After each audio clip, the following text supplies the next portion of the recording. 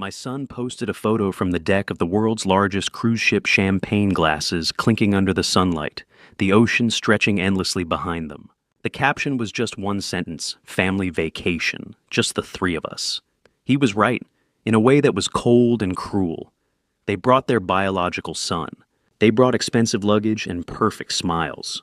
But my 8-year-old adopted granddaughter was left behind in a dark house next to a loaf of bread that had already started growing green mold and a scribbled note, "Be good."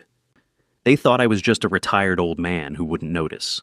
They forgot who I used to be, and that there are some people I never leave behind. Hi, everyone. I'm truly grateful you chose to be here with me today. It means more than you know that you pressed play on this story. Before we continue, take a moment and tell me in the comments where are you watching from. I love seeing how far this community reaches and reading every single location you share. Also, please note, parts of this story have been enhanced with fictional details for storytelling and educational purposes. Any similarity to actual names or places is purely coincidental, but the message I'm sharing with you is meant to inspire and empower. The red numbers on my digital alarm clock read 2:03 a.m. In my line of work, at least the line of work I used to be in sleep, was a privilege, not a guarantee.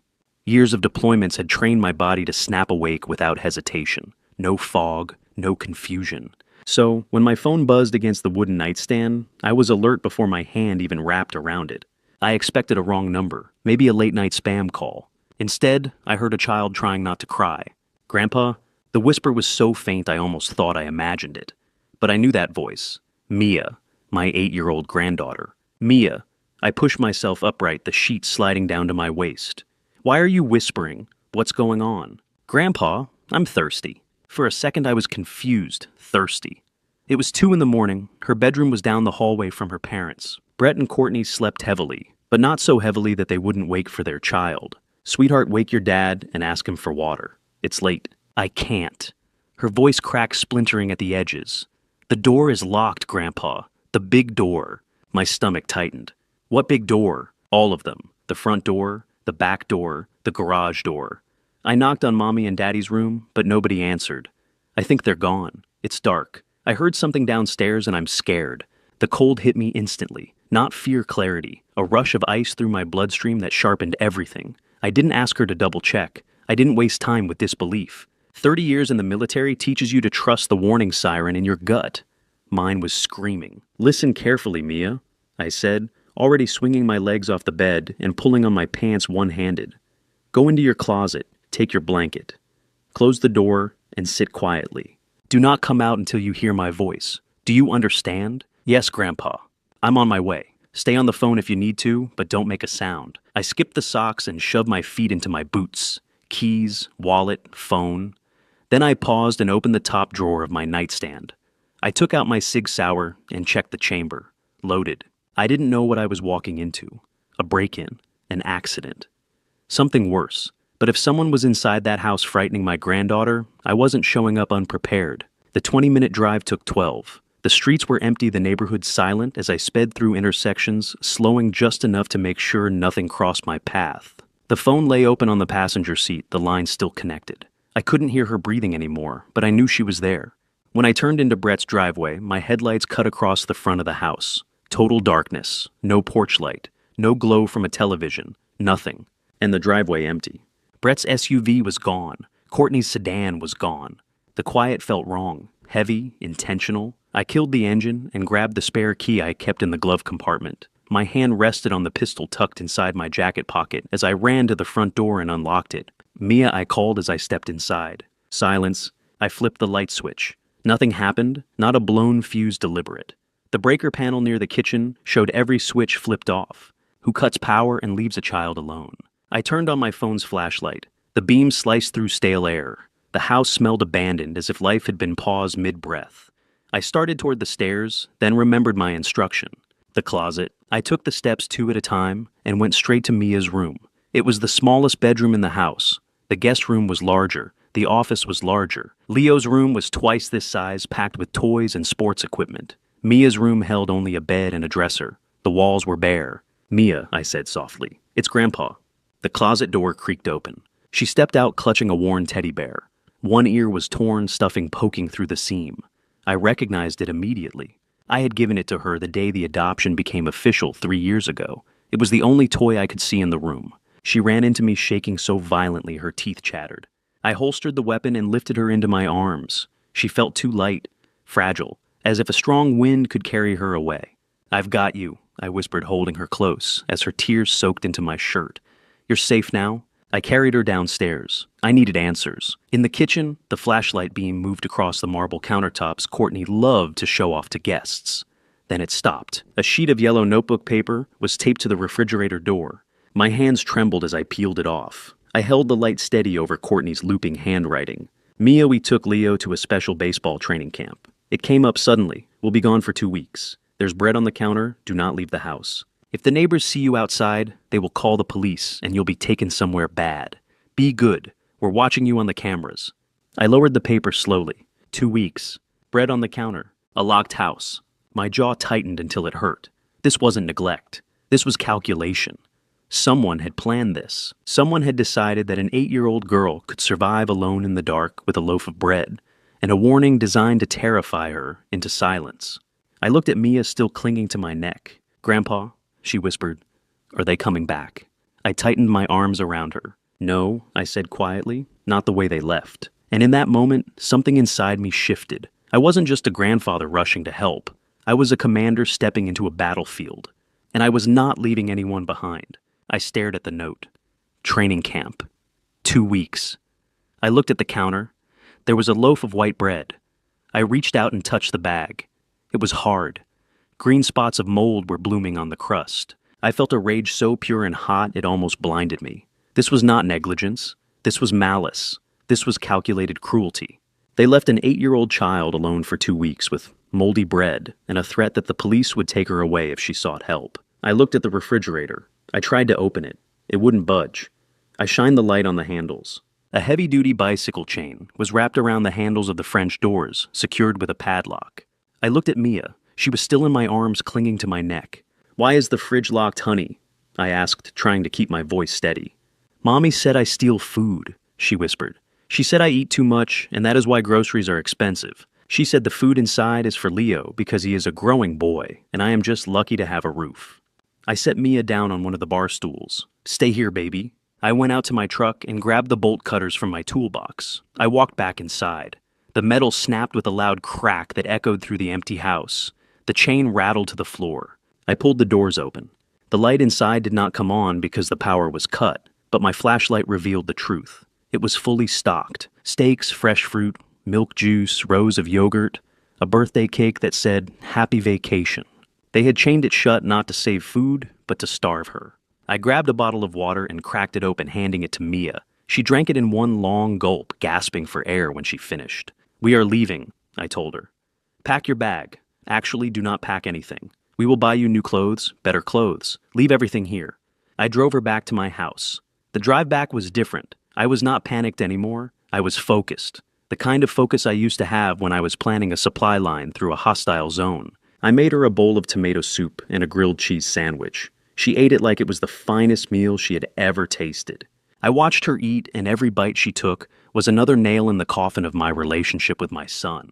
After she fell asleep in the guest room, wrapped in a clean duvet, I went into my study. I did not sleep. I could not sleep. I sat at my mahogany desk and opened my laptop. I needed to know where they were. Training camp was a lie. Brett hated baseball, and Leo was terrible at it. I logged into Facebook. Nothing on Brett's page. He was smart enough to stay quiet. But Courtney could not breathe without posting about it. Her life was a performance, and she needed an audience. I went to her Instagram. Her profile was public, and there it was, posted 4 hours ago. A picture of the three of them. Brett wearing a linen shirt, Leo holding a game controller, and Courtney in a designer bikini holding a glass of champagne. The background was unmistakable. The massive water slides, the ocean view. The caption read, "Finally some peace, Royal Caribbean icon of the seas. 15 days of bliss with my boys. No distractions, just us. Hashtag family first. Hashtag luxury life. Hashtag blessed. No distractions." That is what she called Mia, a distraction. I zoomed in on the photo. They looked happy. They looked relieved. They were smiling that wide, carefree smile of people who think they have gotten away with a crime. I picked up my phone and dialed the number for the airline. I have been a Platinum member for 20 years, and I know how to get information. I told the agent I was Brett's father, and I wanted to confirm their return flight details to pick them up. I gave his date of birth. It was a security breach, but the agent sounded tired, and I sounded authoritative. "Oh yes, Mr. Hawthorne," the agent said. "The tickets for Brett Courtney and Leo Hawthorne were booked 6 months ago. Round trip to Miami first class." 6 months. I hung up the phone. My hand was gripping the mouse so hard the plastic creaked. This was not last minute. This was not an emergency. They had planned this for half a year. For 6 months, they sat at the dinner table with Mia, knowing they were going to leave her behind like a piece of unwanted furniture. They had saved money. They had booked tickets. They had probably bought that bicycle chain weeks ago. I looked at the calendar on my wall. Today was Tuesday. The ship had just left the port of Miami yesterday. Their first stop was Nassau, Bahamas tomorrow. I looked at the photo of my son one more time. He looked like me. He had my eyes, my chin, but he did not have my spine. He was a coward who let his wife abuse a child because it was easier than fighting her. I closed the laptop. The sad grandfather who wanted everyone to get along died in that cold, dark kitchen tonight. Frank Hawthorne, the logistics commander, was back. I opened my safe. I moved past the stack of bonds and the deed to my house. I reached to the back where I kept my emergency cash. A thick stack of $100 bills wrapped in a rubber band. I call it my war chest. I counted out $10,000, then another 10. "I am not just going to rescue Mia," I whispered to the empty room. "I am going to destroy their vacation. I am going to destroy their reputation. And then I am going to take my granddaughter back forever." I booked 2 tickets to Nassau one way. The sun was just starting to rise, turning the sky a blood red. It was fitting, because I was coming for blood. The automatic sliding doors of the departures terminal parted, and a wall of noise hit us instantly. It was the specific frequency of travel chaos. Crying babies, rolling suitcases, clattering over tile, the droning voice of the intercom announcing delays. For most people, this environment is a headache. For me, it was just another logistical puzzle to solve. I held Mia's hand tightly. Her palm was sweating. She was wearing a t-shirt I had bought her at a 24-hour superstore on the way to the airport, because we had left her clothes behind in that house of horrors. It was pink and slightly too big, but she looked clean. She looked cared for. That was all that mattered. We joined the line for the check-in counter. It was long, winding back and forth between the tensile barriers like a snake. The digital board above us flashed the flight information. Miami to Nassau. Departing in 2 hours. We were cutting it close, but in my experience, the best missions are the ones where you do not have time to overthink. I looked down at Mia. She was staring at her feet, avoiding eye contact with the other travelers. "Grandpa, are you sure we can go?" she asked softly. "Mommy said tickets cost $1 million. I squeezed her hand. "Mommy lies, Mia. We are going." We finally reached the front of the line. The agent was a young woman with tired eyes and a name tag that read, Sarah. She looked like she had been yelled at 5 times already this morning. I gave her my most polite smile, the one I used to reserve for generals and diplomats. 2 one-way tickets to Nassau, please. First class if you have it." Mia's eyes widened. First class. To her, that was a concept from movies, not real life. Sarah typed on her keyboard, her long acrylic nails clicking rhythmically. She asked for my passport and Mia's birth certificate, which I luckily kept in my own safe deposit box. I handed them over, along with my Platinum credit card, the heavy metal card that had a limit higher than most people's annual salary. I had built my credit score with the same discipline I built my career. I paid everything in full always. Sarah swiped the card. She waited. I watched her face. I saw the micro-expression before she even spoke. It was a slight frown followed by a tilt of the head. "I am sorry, sir," she said. The card was declined. The words hung in the air between us. Behind me, a man in a business suit sighed loudly, checking his watch. I felt a prickle of heat on the back of my neck. "Try it again, please," I said calmly. "There must be a mistake. I have a 0 balance on that card." She nodded and swiped it again. This time she typed in the numbers manually. She hit enter. A long pause. Then she looked up at me with something worse than annoyance. Pity. "It is declined again, sir. It says do not honor. You might want to call your bank." The man behind me groaned. "Buddy, if you cannot pay, move aside. Some of us have places to be." I turned around slowly. I did not raise my voice. I just looked at him with the same look I used to give fresh recruits who forgot to polish their boots. The look that says, "I have survived wars. Do not test me over a boarding pass." He shut his mouth and looked down at his phone. I stepped to the side of the counter, but I did not leave. Mia was trembling. Did I do something wrong, Grandpa? She whispered. No, honey, this is just a computer error. Stand right here next to my leg. I pulled out my phone and dialed the priority number on the back of my card. It rang once. This is William Hawthorne. Authorization code Zulu Tango Niner. Why is my card being rejected? Mr. Hawthorne. The voice on the other end was smooth, professional. We put a freeze on the account due to suspicious activity. We noticed a large cash withdrawal at a branch counter yesterday afternoon that drained the available liquid limit. Since it was an in-person transaction, we assumed it was you, but the subsequent travel purchase flagged our fraud algorithm. I froze. A cash withdrawal in person. I did not make a withdrawal, I said, my voice dropping an octave. How much? $25,000, sir. It was done at the branch on Main Street. The teller verified the signature on file. I closed my eyes. Main Street. That was where Brett worked. He was not just a customer. He was the branch manager. He knew the tellers. He knew the protocols. And he knew exactly how to forge my signature because he had spent his whole life practicing it on report cards. He did not want me to see. The betrayal hit me harder than the financial loss.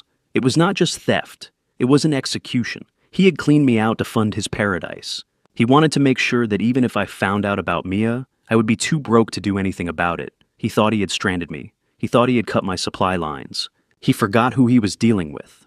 Sir, do you want to dispute the charge? The banker asked. No, I said coldly. Leave it. I will handle it personally. I hung up. I looked at Sarah, the ticket agent. She was already waving the rude businessman forward. Excuse me, I said, stepping back in front of him. I am not finished, sir. If the card is declined, there is nothing I can do. Sarah said, her patience wearing thin. I did not argue. I did not beg. I simply knelt down on one knee right there on the polished airport floor. Mia looked at me confused. The businessman snickered. Look at this. The old guy is praying, he mocked. I ignored him. I reached down to my left boot. It was a habit from my first tour in the 70s. You never trust a bank in a war zone. You never trust a pocket that can be picked. You trust your boots. I unlaced the leather straps. I reached deep inside, past the ankle support, into a hidden lining I had sewn myself. I pulled out a thick envelope wrapped in plastic. I stood up and placed the envelope on the counter. The thud it made silenced the businessman. I tore open the plastic. Inside was a stack of $100 bills, fresh, crisp, uncirculated. My emergency fund, my war chest. I counted out the money. Yi-10, Er-Chen. I kept counting until the pile on the counter looked like something from a drug bust. I believe this is legal tender, I said, keeping my voice flat. 2 first-class tickets to Nassau, and I want the window seats. Sarah stared at the cash. Then she stared at me. She swallowed hard. Yes, sir. Of course, sir. She started counting the money, her hands shaking slightly.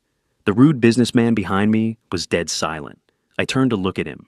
He was suddenly very interested in the ceiling tiles. I looked down at Mia. She was looking at the money and then at me with wide eyes. Hey, Grandpa, why do you have money in your shoe? Because banks can make mistakes, Mia. I said loud enough for the people around us to hear. And because sometimes the people you trust the most are the ones who steal from you, but you never let them stop the mission. Do you understand? She nodded solemnly. Sarah handed me the boarding passes. Her attitude had completely changed. There was respect in her eyes now, or maybe fear. I did not care which. Thank you, Mr. Hawthorne. Have a safe flight. I took the tickets. I took Mia's hand. We walked towards security. I could feel the weight of the remaining cash pressing against my ankle. It was uncomfortable, but it was a good pain. It was the feeling of ammunition. Brett thought he had disarmed me. He thought he had left me helpless. But all he had done was force me to go back to my roots. I was not just a grandfather anymore. I was a soldier deploying to a hostile theater. And I had just secured transport. The seatbelt sign dinged off with a soft chime that sounded like a bell marking the beginning of a new round in a boxing match. We were leveling off at 30,000 feet, leaving the gray clouds of the East Coast behind and piercing into the brilliant, unyielding blue of the upper atmosphere. I adjusted my seat, reclining it just enough to ease the ache in my lower back, an ache that had more to do with the tension of the last 12 hours than my age. Next to me, Mia sat rigid in her leather seat. In first class, the seats are like armchairs, wide and enveloping, designed to make you forget you are hurtling through the air in a metal tube. But Mia looked swallowed by it. Her legs dangled inches above the floor, her new sneakers swinging slightly with the vibration of the aircraft. She had not let go of the armrest since takeoff. Her knuckles were white. A flight attendant moved down the aisle. She was an older woman with silver hair and a smile that reached her eyes, the kind of professional warmth that usually puts people at ease. She stopped at our row, pushing a cart that smelled of fresh coffee and warmed sugar. "Good morning, Mr. Hawthorne," she said, checking a digital tablet. "And good morning to you, young lady. Can I get you something to drink? We have fresh orange juice, apple juice, soda, or hot chocolate, and we have warm chocolate chip cookies coming out of the oven in just a minute." I looked at Mia, expecting her eyes to light up. Any 8-year-old I knew would have jumped at the mention of warm cookies and soda. But Mia did not smile. She flinched. It was a small movement, almost imperceptible, but I saw it. She shrank back into the leather, pushing herself deeper into the upholstery as if trying to disappear. "No, thank you," she whispered. Her voice was barely audible over the hum of the engines. I frowned. "Honey, you have not eaten anything since that grilled cheese sandwich hours ago. Have some juice. Get a cookie." Mia shook her head vigorously, her dark hair whipping across her face. "I am not hungry, Grandpa. I am fine." Just then her stomach gave a loud, undeniable growl. It was the sound of an empty belly, a sound that betrayed her polite refusal. The flight attendant smiled gently, not wanting to embarrass her. "I will leave some snacks right here on the console just in case," she said, placing a bowl of warm mixed nuts and a glass of apple juice on the tray table. "Just in case you change your mind." She moved on to the next row. I waited until she was gone. Then I turned in my seat to face my granddaughter. I reached out and covered her small, trembling hand with my own. My hand was rough calloused from years of working in the yard and decades of military service. Her hand was fragile, cold, and clammy. "Mia, look at me." I said, my voice soft but firm. "Why are you lying to me? I know you were hungry. Why did you say no?" She looked down at her lap, picking at a loose thread on her jeans. She chewed her lip nervously. "Because it costs money, Grandpa," she said finally. Her voice was so quiet I had to lean in to hear her. I sat back confused. "Honey, I bought the tickets. The food is included. It does not cost extra." She shook her head again, tears welling up in her eyes. "No, Grandpa. Mommy said nothing is free. She said that when we go places, I have to be careful because I am expensive. She said that the reason they cannot buy a boat like the neighbors is because my adoption fees cost so much. She said, every time I ask for something special, like juice or a snack, I'm taking money away from the family budget. She said, if I am not careful, we will not be able to pay the electric bill, and the lights will go out, and it will be my fault." I felt the air leave my lungs. It was a physical blow harder than any punch I had ever taken in a bar fight or a training exercise. This was not just physical neglect. This was psychological warfare. Courtney was not just starving Mia's body. She was poisoning her mind. She was building a narrative where an 8-year-old child was responsible for the family's financial stability. I looked out the window at the endless white horizon. I tried to control the rage boiling in my chest. I thought about the receipts I had seen in Brett's office when I helped him with his taxes last year. Courtney's handbags cost $3,000 each. Brett's golf club membership was $500 a month. They drove luxury cars. They drank imported wine. And yet they had looked this little girl in the eye and told her that a $3 soda was the reason they were struggling. They were gaslighting her. They were making her feel like a burden, like a parasite that should be grateful for the scraps she was given. They were teaching her to make herself small, to consume nothing, to apologize for her very existence. I turned back to Mia. I unbuckled my seatbelt and turned my body completely toward her. I took both of her hands in mine and waited until she looked up at me. "Mia, listen to me very closely," I said. "Every word I'm about to say is the truth. Do you know that Grandpa used to be in charge of moving supplies for thousands of soldiers? I managed millions of dollars of equipment. I know how much things cost." She nodded, sniffing back a tear. "Your mother lied to you?" Mia's eyes widened. "She is not supposed to lie. Lying is a sin." "She lied," I repeated. "You are not expensive. You are not a burden. The reason they do not have a boat is because your father loses money gambling on things he does not understand. The reason they complain about bills is because your mother buys clothes she does not need to impress people she does not like. It has nothing to do with you. You eating a cookie or drinking a juice does not make the lights go out. Do you understand me?" She looked doubtful. "But Mommy said..." "Hey, Mommy is wrong." I cut her off. "And right now, Mommy is not here. I am here. And let me tell you something about this plane ride. See this seat. See this glass of juice I paid for it. It is done. If you drink it, it is paid for. If you pour it on the floor, it is paid for. You cannot waste my money because I have already spent it on you, and I spent it happily. I have plenty of money, Mia. I have enough money to buy this whole plane full of cookies if I wanted to. A tiny ghost of a smile touched the corner of her lips. The whole plane, I said. So here is the new rule. For the next 2 weeks while we are on this mission, you do not look at price tags. You do not worry about bills. Your only job is to be an 8-year-old girl. Your job is to eat when you are hungry, sleep when you are tired, and play when you are bored. I will handle the rest. I will handle the money. I will handle the lights. And I will handle your parents. I reached over and picked up the glass of apple juice. I held it out to her. Drink it, I commanded gently. She hesitated for 1 second, then her thirst won out. She took the glass with both hands and drank. She drank the whole thing without stopping wiping her mouth with the back of her hand when she was done. Good, I said. Now press that blue button on your armrest. What does it do?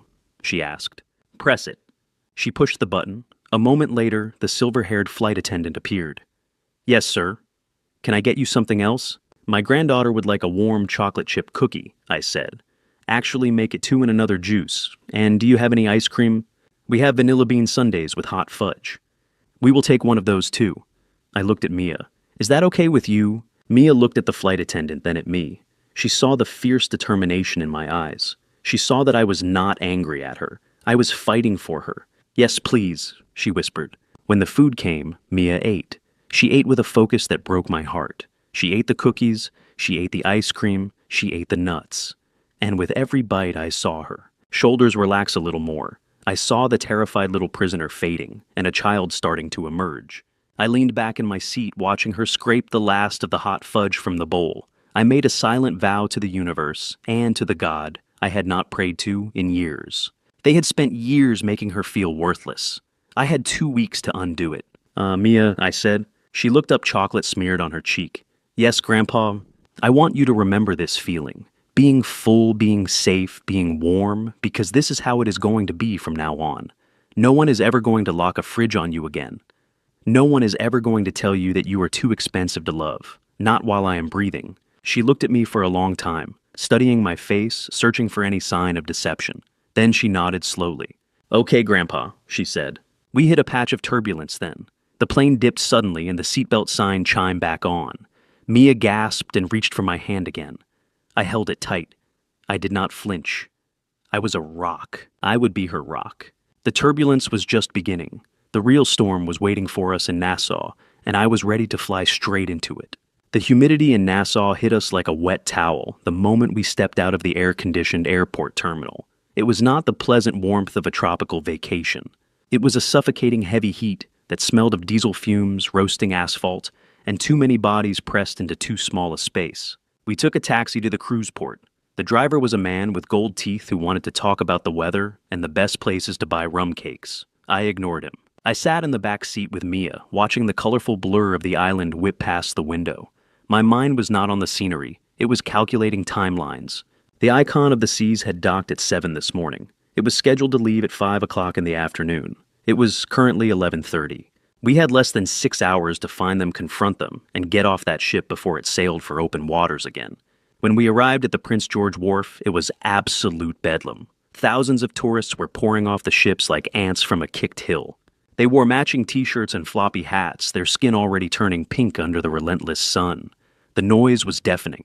Steel drum music clashed with the shouting of tour operators and the honking of buses. I gripped Mia's hand so tight her knuckles turned white. Stay close to my leg, I told her. Do not let go for any reason. If you get lost, you stand still and scream my name. Do you understand? She nodded, her eyes wide with sensory overload. She looked like a terrified mouse in a stampede of elephants. We pushed through the crowd toward the security checkpoint for the Royal Caribbean dock. This was the first hurdle. You cannot just walk onto a cruise ship. It is a floating fortress. They have metal detectors, x-ray machines, and guards who take their jobs very seriously. I approached the main gate. A large man in a white uniform held up a hand to stop us. He looked tired and sweaty and entirely uninterested in hearing a sob story. ID and SeaPass cards. He droned without looking me in the eye. I do not have a SeaPass card, I said, my voice cutting through the noise of the crowd. I am here to purchase a day pass for the ship. He laughed a short, dry bark of a laugh. Day passes are sold online, sir, months in advance. The ship is at full capacity. Unless you are a registered guest or crew, you are not getting past this yellow line. Step aside, please. You are blocking the flow. I did not step aside. I planted my feet. I had dealt with checkpoints in Baghdad and border crossings in Germany. I knew that every barrier has a key, and usually that key is confidence backed by leverage. I am not a tourist, I said, stepping closer to him so he had to look at me. My son is on that ship. He has my property. I need 2 hours. I am willing to pay the premium gate price. Look, old man. The guard sighed, putting his hand on his belt. I do not care if your son is the King of England. No pass, no entry. Now move before I call the police. Mia shrank behind me, trembling. She tugged on my shirt. Grandpa, let's go. He is scary. I looked at the guard. I looked at the line of wealthy tourists breezing past us, flashing their plastic cards. I realized that following the rules was a luxury for people who had time. I did not have time. I reached into my pocket and pulled out the money clip. I peeled off 5 $100 bills. I folded them small into the palm of my hand. I leaned in. Listen to me closely. I am a 70-year-old veteran with a scared child. I am not a threat to your ship. I am just a grandfather trying to fix a mistake. I need you to point me to the supervisor who handles VIP guest lists. I know there is always a list for late additions. There is always a quota for local dignitaries and emergency family visits. I pressed the folded bills into his hand. It was a smooth motion, practiced over decades of getting things done, in places where the rules were flexible. He looked down at his hand. Then he looked at Mia. He saw the fear in her eyes. He saw the determination in mine. The bureaucracy in his face softened just a fraction. Go to the blue tent on the far left, he muttered, pointing away from the main crowd. Ask for Mr. Henderson. Tell him you are looking for the Friends and Family Excursion Pass. But if he says no, you did not hear it from me. Thank you, I said. I moved us toward the blue tent. Mr. Henderson turned out to be a young, ambitious man in a sharp suit who looked like he would sell his own mother for a promotion. He started to give me the same speech about capacity, but when I placed $2,000 in cash on his desk for 2 visitor passes, he suddenly found a loophole in the computer system. It took 20 minutes of typing, scanning passports, and issuing temporary badges. 20 minutes that felt like 20 years. But finally, he handed me 2 lanyards with plastic cards. And these are valid until 4:30, he warned. If you are not off the ship by then, you will be sailing to Mexico. I put the lanyard around Mia's neck. It looked huge on her. We walked down the long pier. The heat was radiating off the concrete, making the air shimmer. And then the crowd parted, and we saw it the icon of the seas. It was not a ship. It was a floating city, a monument to excess. It towered 20 decks high, blocking out the sun. It was painted in garish white and teal, with water slides coiling around the top like colorful intestines. It was massive, loud, and arrogant. It was exactly the kind of thing my son Brett would love. It was a place where you could pretend the real world did not exist. I looked up at the balconies lining the side of the ship. Thousands of them. Somewhere in that metal belly, my son was drinking a cocktail paid for with his daughter's future. Somewhere in there, they were laughing. I adjusted the sunglasses on my nose. I checked the time. 12:15. I looked down at Mia. She was staring up at the ship, her mouth open. Is that where they are, Grandpa? She asked. Yes, I said. That is where they are. Are we going to yell at them? No, I said, taking her hand and walking toward the gangway. We are not going to yell. Yelling is for people who do not have a plan. We are going to teach them a lesson. We stepped onto the metal ramp. The sound of our footsteps on the steel was heavy and final. We were boarding the enemy vessel. The hunt was over. The ambush was about to begin. The dining hall on deck 15 was a cathedral of gluttony. It was called the Windjammer Marketplace, but it looked more like a Roman orgy reimagined by a corporate accountant. The air was thick with the smell of melted butter, garlic, roasting meat, and the sugary chemical tang of artificial tropical punches. It was a sensory assault.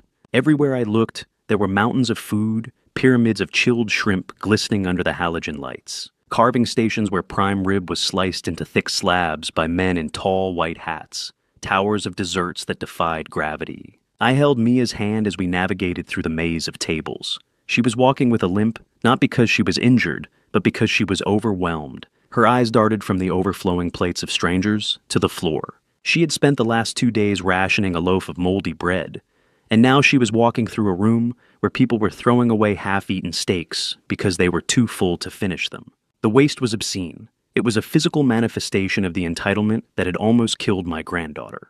I scanned the room. It was crowded, but finding them was not difficult. You just had to look for the center of attention, or at least the people who were desperately trying to be the center of attention. I saw the ring light first. It was a small portable halo of white LED light clamped onto the edge of a table near the floor-to-ceiling windows. The best seat in the house, naturally. The light was pointed directly at a woman with perfectly coiffed blonde hair and a white linen dress that probably cost more than my truck.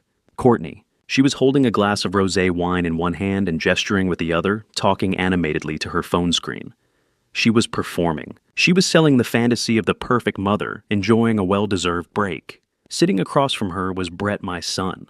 He was wearing a floral shirt, unbuttoned one too many buttons down.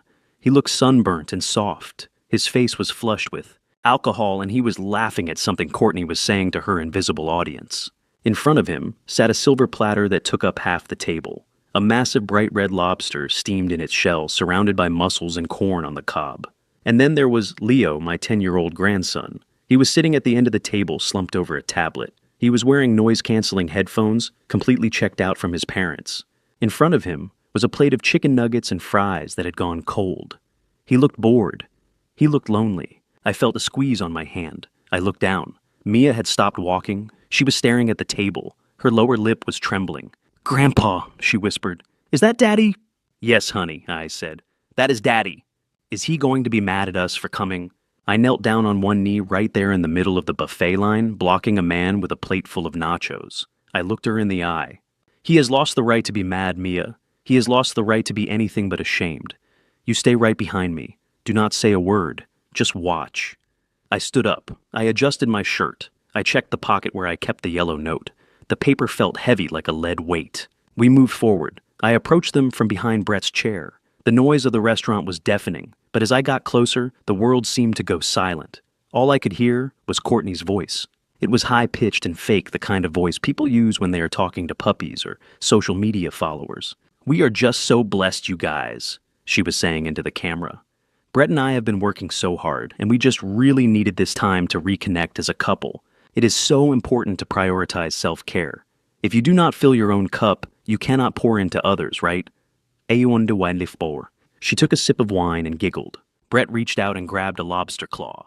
He cracked it open and the sound was like a gunshot. Juice squirted onto his chin. He laughed, wiping it away with a cloth napkin. "And this is the life, baby," he said. "This is the life."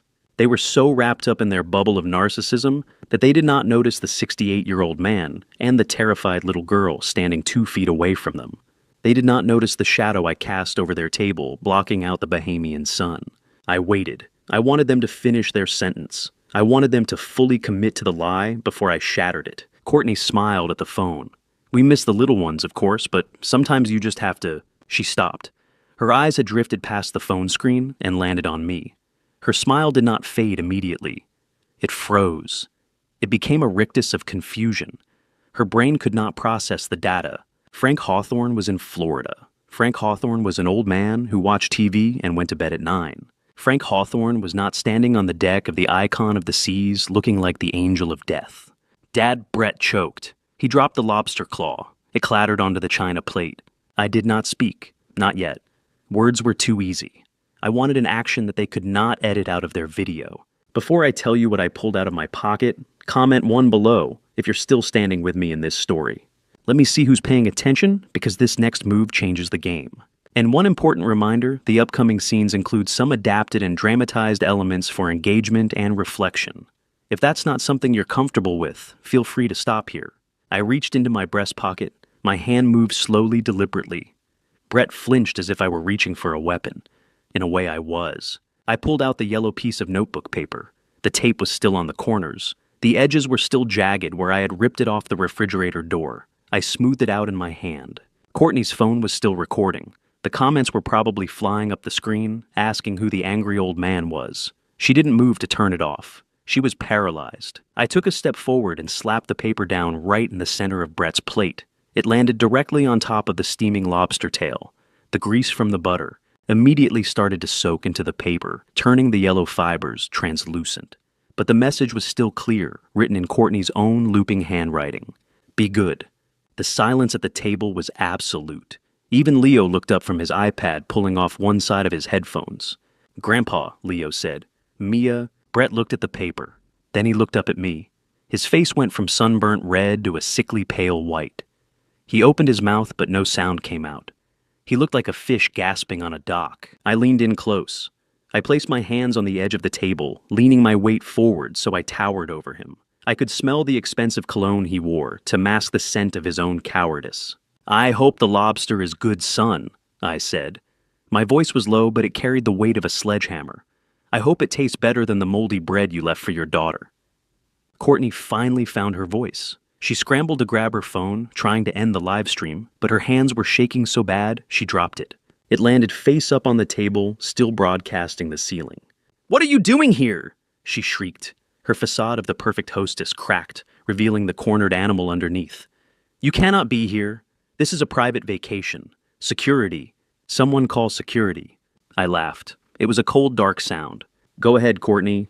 Call them. I want you to call them because I have a video on my phone of you chaining a refrigerator shut. And I think the Bahamian police and the thousands of people currently watching your little live stream would be very interested to see it." Brett stood up, knocking his chair over. "Dad, please. Let's not do this here. People are watching." "Sit down," I barked. It was the voice I used to command battalions. Brett sat. He collapsed back into his chair as if his strings had been cut. I beckoned Mia forward. She stepped out from behind me, clutching her teddy bear. She looked small against the backdrop of the ocean, but she stood her ground. "Look at her, Brett." I pointed a finger at Mia. "Look at your daughter. You told her you were going to a training camp. You told her she was too expensive to bring along. You left her in the dark to rot while you sat here cracking claws and drinking wine." Brett couldn't look. He stared at the tablecloth. "I did not know Dad," he mumbled. "Courtney said she hired a nanny. She said everything was taken care of. Liar." I slammed my hand on the table, making the silverware jump. "I saw the text messages, Brett. I saw the bank withdrawal you made by forging my signature. You knew exactly what you were doing. You stole from me and you abandoned her." I picked up the lobster plate. The butter dripped onto the white tablecloth. I held it up, looking at the grotesque excess of it.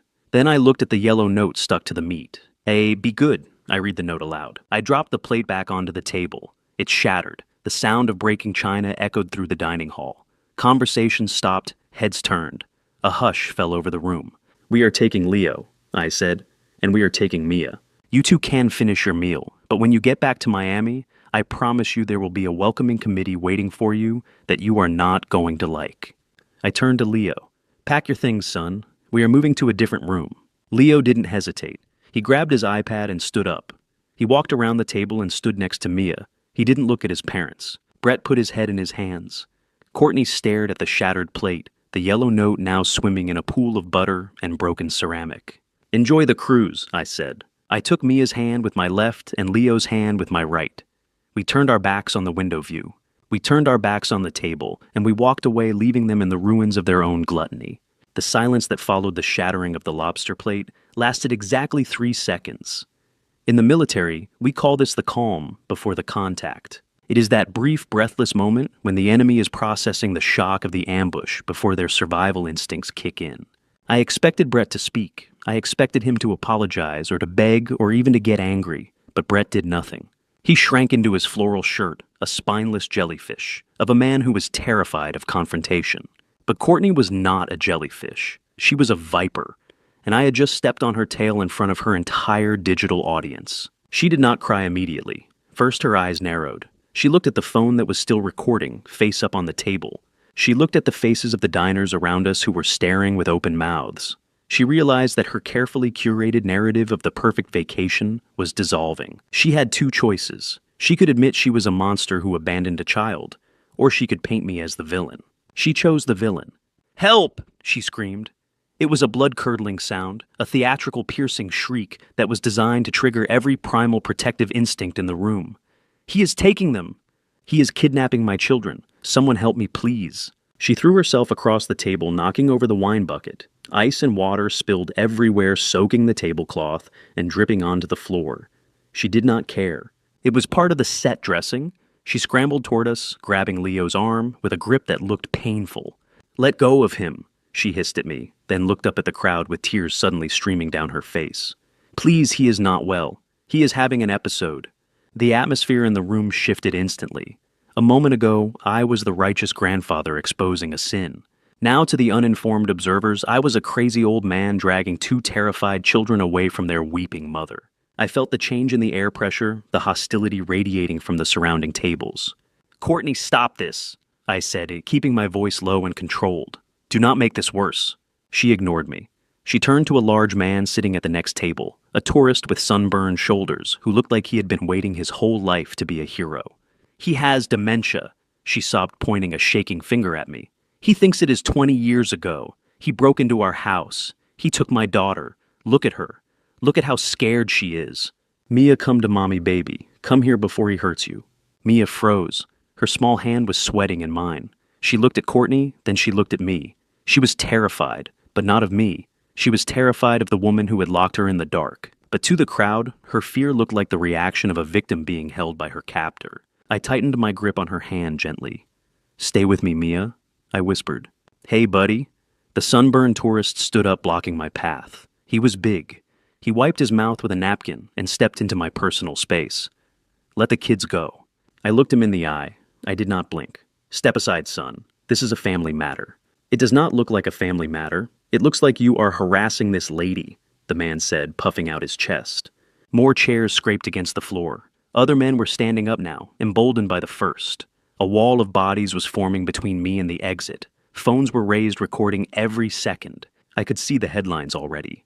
"Deranged veteran terrorizes family on cruise ship." I looked at Brett. He was still sitting at the table, picking at a hangnail. "Brett," I barked. Tell them who I am. Tell them what you did." Brett looked up. His eyes darted around the room, seeing the angry mob, seeing his wife's performance.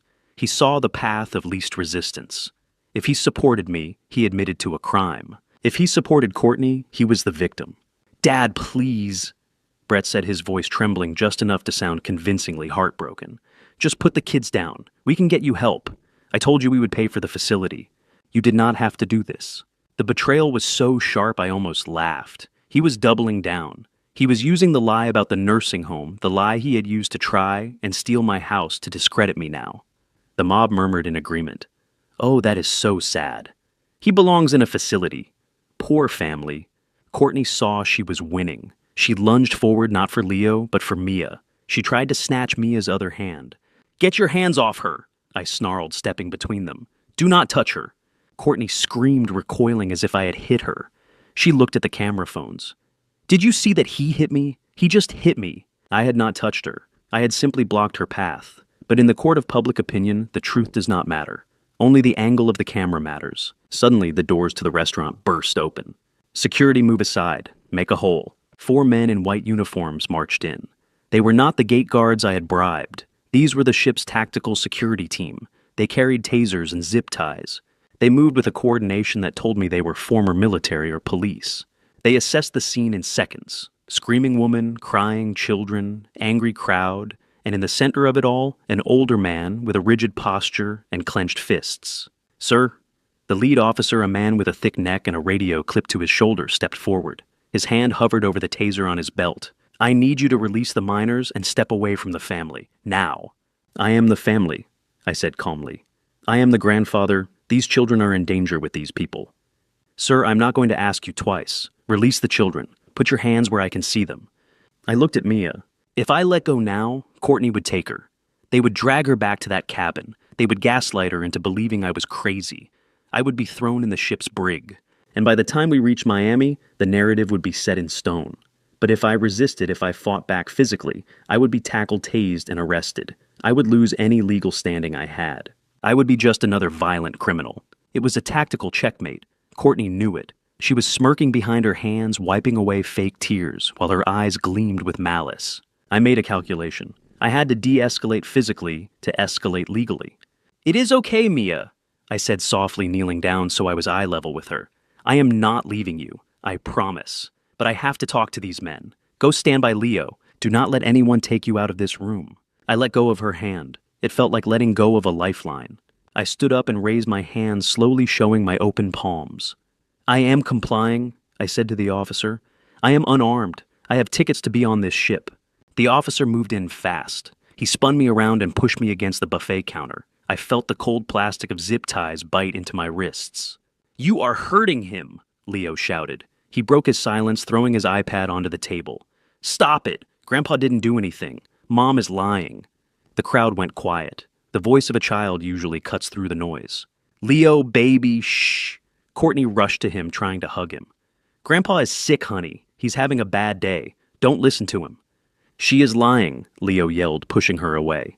He pushed his own mother away with a force that surprised everyone. We left Mia. We left her at home with no food. Grandpa came to save her. Courtney's face went pale. The sunburned tourist who had blocked my path looked confused. He looked from Leo to Courtney. What did the kid say? Someone in the back asked. Officer. I said, my voice pressed against the cold metal of the buffet. Check my pocket, the breast pocket of my shirt. The officer hesitated.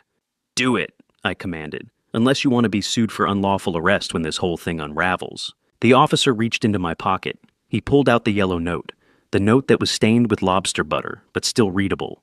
Read it, I said. Read it out loud. The officer looked at the paper. He read the handwriting. Mia, we have taken Leo to a special training camp. Be good. We are watching you on the cameras. He frowned. He looked at Courtney. Ma'am, is this your handwriting? Courtney stammered. Her eyes darted around the room. No, I mean yes. But he wrote it. He made me write it. He forced me. He is controlling. He threatened us. That is why we had to come on this cruise to get away from him. It was a weak lie, a desperate lie. And for the first time, the crowd wasn't buying it. You don't go on a luxury cruise to escape an abuser while leaving your child behind in his reach. I turned my head to look at Brett. Brett. I said, this is your last chance. Look at your son. Look at Leo. He is 10 years old and he has more courage than you. Are you going to let your wife lie to the police? Are you going to let your father be arrested for saving your daughter? Brett looked at me. Sweat was pouring down his face. He looked at the zip ties on my wrists. He looked at the security guards. Brett started. Shut up, Brett, Courtney hissed. Don't say a word. Brett closed his mouth. He looked down at his shoes. I closed my eyes. The pain of the zip ties was nothing compared to the pain of that silence. My son was gone. The boy I raised, the boy I taught to ride a bike and catch a ball, was dead. There was only this husk left, this hollow shell filled with fear and greed. Fine. I opened my eyes. Officer, I have evidence. Hard evidence. I have the security footage from inside their house, time-stamped from 2 days ago. I have the bank records of the money they stole from me to pay for this trip. And I have the recording of the call my granddaughter made to me at 2 o'clock in the morning, begging for water because her parents locked the fridge. I looked straight at Courtney. Her smirk was gone. I want to see the captain, I said. And I want the FBI contact in Miami on the line because this is not a family dispute anymore. This is a federal crime scene. The officer looked at the note again. He looked at the terrified little girl clinging to her brother. He looked at the woman in the expensive dress who was suddenly very quiet. Uncut him, the officer said to his partner. But keep eyes on him. We are going to the captain's office, all of us. The zip ties were cut. I rubbed my wrists. I did not celebrate. I did not smile. I walked over to Mia and Leo. I put my hands on their shoulders. Let's go, I said to them. We walked out of the restaurant surrounded by guards. The crowd parted for us this time, not with hostility, but with a heavy, uncomfortable silence. They didn't know who to believe yet, but they knew one thing. The party was over. The vacation was dead, and the real storm was just beginning. The security officer held my phone like it was a live grenade. The screen was cracked slightly at the corner, a scar from when I dropped it in the garage rushing to get to Mia, but the display was bright and clear. I had set the brightness to maximum. I wanted every pixel of their cruelty to be visible. I unlocked the device with my thumb. My hands were steady now. The adrenaline of the physical confrontation had faded, replaced by the cold precision of the objective. I navigated to the cloud storage app, connected to the home security system. I selected the clip dated 2 days ago at 9:30 in the evening. In volume up, I said to the officer. He pressed the side button. The video began to play. The timestamp in the corner counted the seconds of their betrayal. The angle was wide, covering the entire kitchen and living room area. In the video, the house was brightly lit. Suitcases were lined up by the door. Courtney walked into the frame. She was wearing a white travel outfit, looking fresh and excited. She was holding a heavy coil of chain and a padlock. Brett followed her. He looked nervous, pacing back and forth. Are you sure about this Monday? Brett's voice on the recording was tiny but unmistakable. What if there is a fire? What if she needs to get out? She will be fine. Brett, stop being such a baby. Courtney's voice cut through the speaker, sharp and dismissive. She is not going to starve. There is a loaf of bread on the counter. That is more than she deserves after what she did to my white rug. Besides, if we leave the fridge open, she will eat everything. You know how she is. She is a bottomless pit. We are not paying to restock the whole house when we get back. On the small screen, Courtney began to thread the bicycle chain through the handles of the stainless steel refrigerator. The metal clanked against the expensive appliance. She wrapped it tight once, twice, 3 times. Then she clicked the heavy padlock shut. She gave it a yank to test it. Perfect! She dusted her hands off. Now let's go. The taxi is here. And make sure you locked her bedroom door from the outside. I do not want her wandering around while we are gone. The video ended. The officer lowered the phone. He looked at the black screen for a long moment. Then he looked up at Courtney. His expression had changed completely. The professional detachment was gone. In its place was a look of pure, unadulterated disgust. It was the look you give to something you scrape off the bottom of your shoe. Is this real? He asked, his voice quiet and dangerous. Courtney opened her mouth to speak, but no words came out. She looked around the room, searching for an ally, searching for anyone who would still believe her performance. But the audience had turned. The crowd of diners who had been ready to tackle me a minute ago were now staring at her with horror. The mothers in the room were clutching their own children tighter. The sunburned man who had blocked my path stepped back from Brett as if he were contagious. "You locked a kid in a house," the sunburned man said. His voice broke the silence. "You chained the fridge." "It was out of context," Courtney screeched. Her voice was high and desperate, cracking under the strain. "You do not understand. She has food issues. The doctor said we have to control her intake. It was for her own good." "Liar." The word came from a woman at a nearby table. She stood up, shaking with rage. "I am a pediatrician. There is no doctor on earth who prescribes a padlock and a loaf of bread for an 8-year-old. You are a monster." "Yeah, shame on you," another voice shouted. "Oh, call the police," someone else yelled. The room erupted. The murmurs turned into a roar of condemnation. Phones were raised again, but this time they were not recording a crazy old man. They were recording a child abuser. They were documenting the fall of the perfect family. Brett shrank back against the window. He looked like he wanted to jump into the ocean. He pulled at his collar, sweating profusely. "Dad," he whispered. "Dad, make them stop." "You made your choice, Brett," I said. I told you I would handle it." The officer spoke into his radio. His voice was urgent. "Control. This is Alpha 1. I have a code red situation in the Windjammer. I need the captain and the staff captain immediately. We have a confirm on child endangerment. I repeat, confirm. We need an isolation team." Courtney lunged for the phone, trying to snatch it from the officer's hand. "Delete that!" she screamed. "You cannot show that. That is private property. That is inside my house. You are violating my privacy." The officer caught her wrist. He did not twist it. He just held it firm.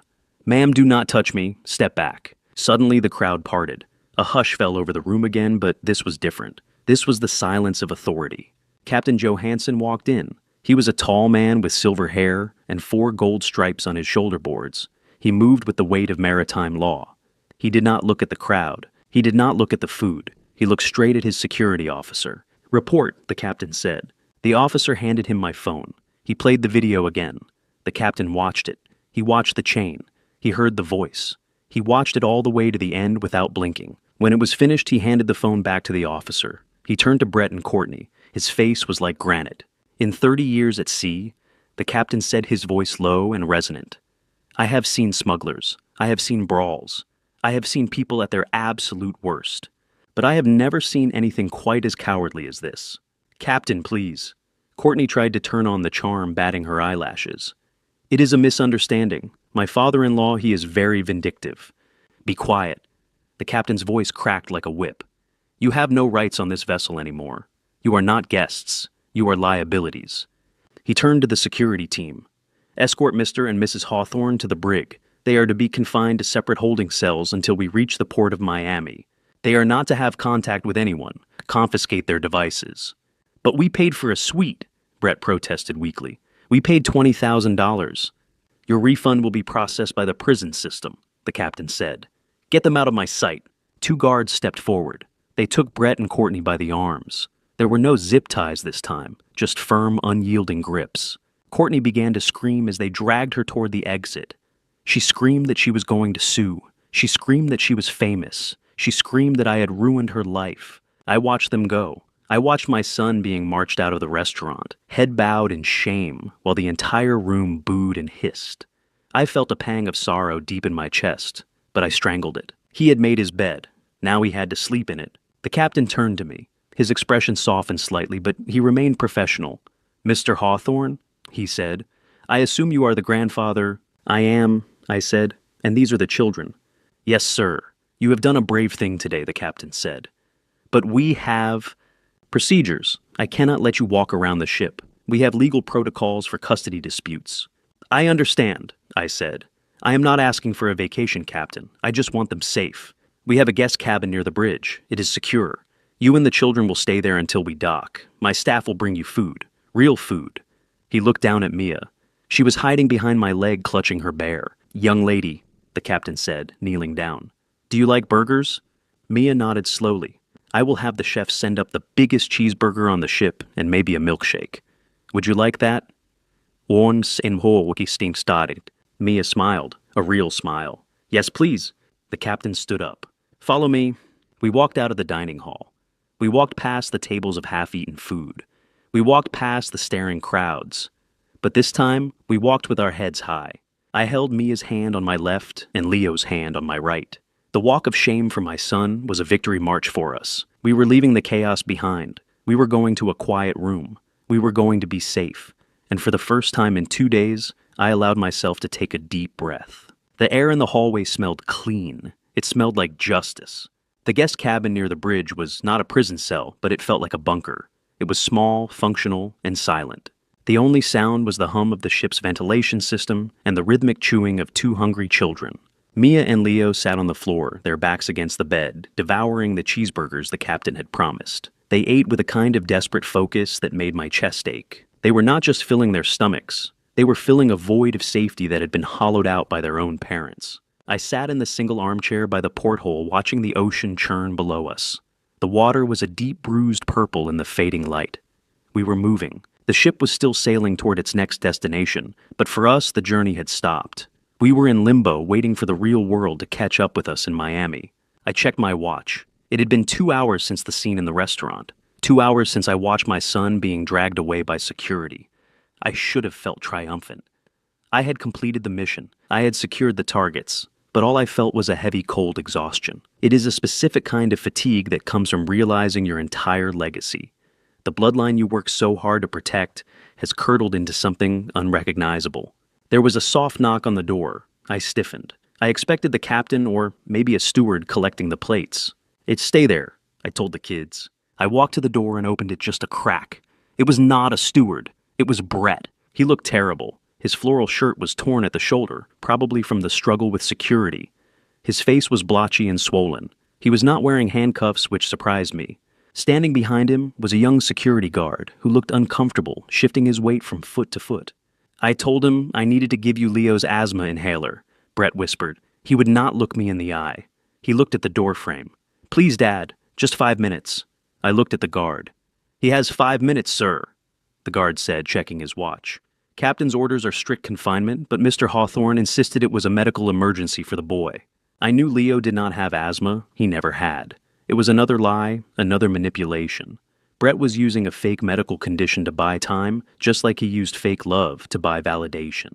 And I stepped back and opened the door wide enough for him to slip in. "Make it quick," I said. Brett stepped inside.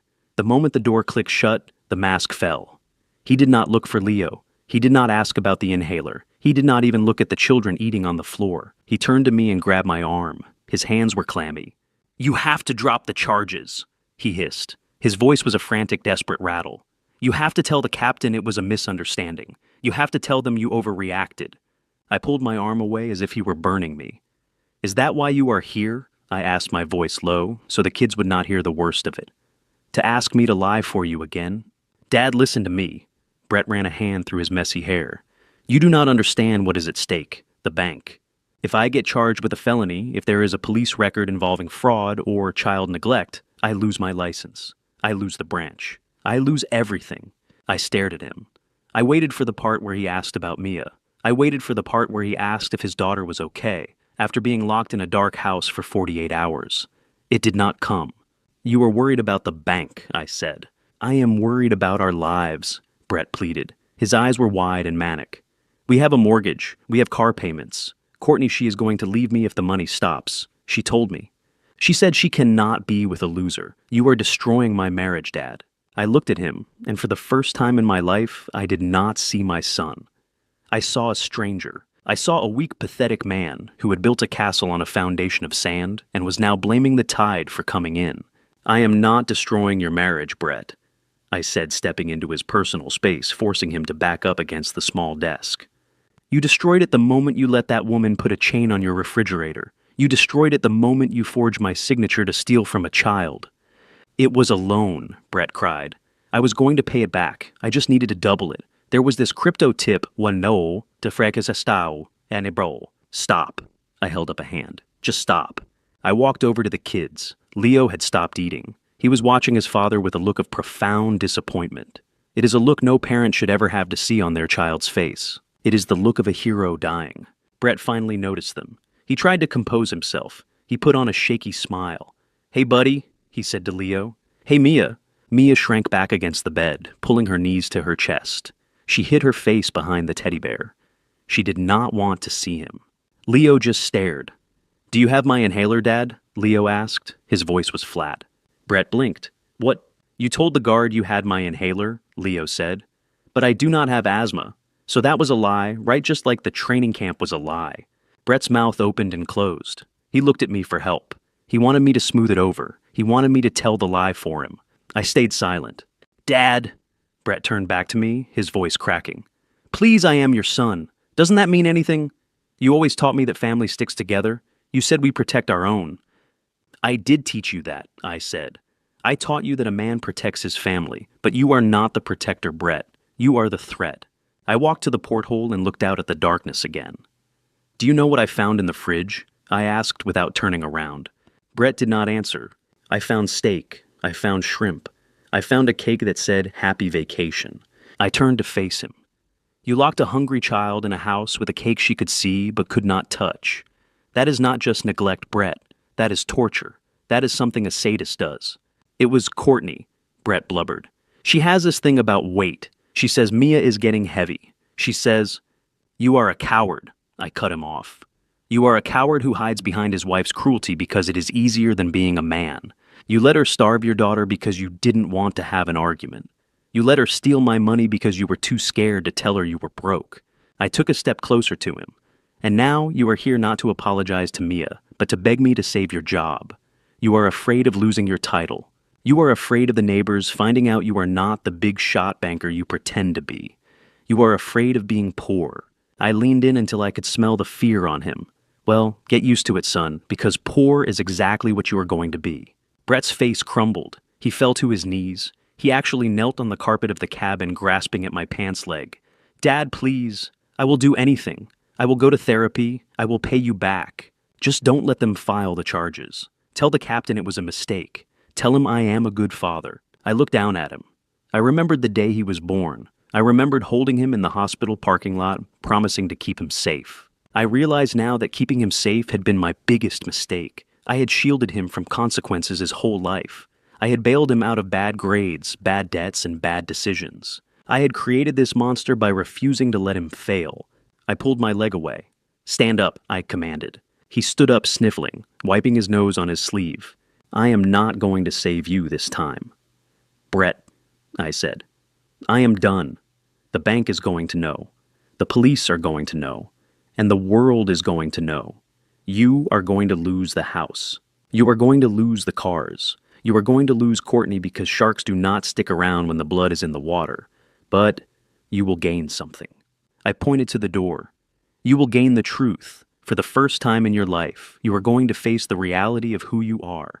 Brett looked at me with hatred now. The begging was gone, replaced by the ugly spite of a spoiled child denied a toy. You are enjoying this, he spat.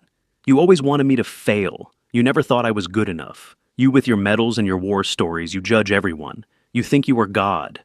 No, I said calmly. I am just a logistics officer, and I am clearing out the dead weight. The knock came at the door. Time is up, the guard called from the hallway. Brett stared at me for one last second. His eyes were full of venom. I hope you rot, he whispered. He turned and walked out. He did not say goodbye to his children. He did not look back. The door clicked shut. The silence returned. I let out a breath I didn't know I was holding. My hands were shaking, not from fear, but from the sheer effort of cutting the cord. It is a terrible thing to amputate a part of yourself, but sometimes it is the only way to save the rest of the body. I turned back to the kids. Leo had put his burger down. He was crying silently, big tears rolling down his cheeks. "Grandpa," he choked out. "Is Dad going to jail?" I walked over and sat down between them. I put one arm around Leo and one arm around Mia. I pulled them close into a tight huddle. "Yes, Leo," I said. "I will not lie to you. He's going to jail." Leo buried his face in my chest. Mia leaned her head on my shoulder. "Is it my fault?" Leo asked. "Because I told the truth." "No." I kissed the top of his head. "It is never your fault for telling the truth. The truth is the only thing that is going to save us. Your dad is going to jail because of what he did not, because of what you said." We sat there for a long time, the three of us in that small cabin floating in the middle of the ocean. Outside, the night was black and endless, but inside we had food. We had safety, and we had the clean, painful clarity of the end. The hunt was over. Now we just had to survive the aftermath. The silence in the cabin after Brett left was heavier than the steel hull of the ship. It was the kind of silence that rings in your ears. I locked the door and engaged the deadbolt. Then I dragged the heavy armchair over and wedged it under the handle. It was not standard maritime procedure, but I was done taking chances. I was done trusting locks that other people had keys to. Mia had not moved from her spot on the floor. She was picking at the sesame seeds on the remaining half of her burger. Her eyes were red and swollen. She looked like a soldier who had survived the battle but lost the war. "Grandpa," she whispered, "why does Daddy hate me?" I knelt down in front of her. My knees cracked a sound that seemed too loud in the small room. "He does not hate you, Mia," I said, choosing my words with the precision of a bomb disposal technician. "He hates himself, and people who hate themselves are dangerous because they try to break everyone around them so they do not have to feel small alone. You are just the mirror he is afraid to look into." She did not understand. How could she? She was 8, but she leaned into me and I held her. 10 minutes later, there was another sound at the door. It was not a knock, it was a scratch. A timid rhythmic scratching like a stray dog asking for shelter. I stood up. I moved the chair. I checked the peephole. It was Leo. My biological grandson was standing in the hallway. He was wearing his pajamas, silk ones, with a designer logo on the pocket. He was holding a pillow under one arm and his shoes in the other hand. He looked terrified. He kept looking back down the corridor toward the elevators as if he expected a monster to burst out and devour him. I opened the door. Leo didn't say a word. He just stepped inside and slipped past me. He moved with a stealth I didn't know he possessed. He went straight to the corner of the room furthest from the door and sat down. I locked the door again. I put the chair back. I turned to look at him. Leo was sitting with his knees pulled up to his chin. He was rocking back and forth slightly. "Leo," I said softly, "what are you doing here, son?" He looked up. His face was streaked with tears. His lower lip was bleeding where he had chewed it raw. "And Mom is throwing things," he whispered. "She threw the lamp. She threw the ice bucket. She said it is all my fault because I opened my big mouth in the restaurant. She said I am a traitor. She said she is going to send me to military school when we get back." I felt a surge of anger so hot, it almost burned my throat. Courtney was taking her humiliation out on a 10-year-old boy. She was punishing him for having the moral compass she lacked. "You are not a traitor, Leo," I said, walking over to him. "You are the bravest person on this ship." Leo shook his head violently. "No, I am not. I am a liar. I am just like them." He looked across the room at Mia. Mia was watching him warily, hugging her teddy bear. The distance between them on the carpet was only 5 feet, but it felt like an ocean. They had been raised in the same house, but in 2 different worlds. Leo the prince and Mia the servant. Leo took a deep breath. He reached into his pajama pocket. He pulled out something small and wrapped in a napkin. He held it out to Mia. "I saved this for you," he said. "From dinner before Grandpa came." Mia hesitated. She looked at me. I nodded. She crawled forward and took the napkin. She opened it. Inside was a chocolate truffle. It was slightly melted from the heat of Leo's pocket, but to Mia, it looked like a diamond. "Why didn't you wake me up, Leo?" Mia asked. Her voice was not angry, just sad. "That night, why didn't you tell me you were leaving?" This was the question that had been hanging over us for 48 hours. Leo looked down at his hands. He began to pick at his cuticles, tearing the skin. "Mom told me that if I woke you up, we couldn't go," he said, his voice shaking. "She said the cruise was only for 3 people. She said if I told you or if I made a noise, she would return my PlayStation. And she said," he stopped. He choked on a sob. She said what, Leo? I asked gently. She said you were bad, Leo cried. She told me you stole money from her purse. She said you were dangerous and that we had to leave you behind to teach you a lesson. She said if I loved her, I would help her teach you. Mia stared at him. I didn't steal, she whispered. I know, Leo sobbed. I know you didn't, but I wanted to believe her because I wanted to go on the big boat with the slides. I was selfish. I just wanted to go swimming. He buried his face in his pillow and wept. It was a guttural, ugly sound, the sound of a child's innocence breaking under the weight of adult manipulation. I watched him, and I realized the depth of Courtney's crime. She hadn't just neglected Mia. She had weaponized Leo. She had turned him into an accomplice against his will. She had bought his silence with toys and poisoned his mind with lies, forcing him to choose between his sister and his mother's love. That is a burden no child should ever carry. Mia moved. She put the chocolate down. She crawled the rest of the distance between them. She reached out and put her hand on Leo's shoulder. It is okay, Leo, she said. Leo looked up.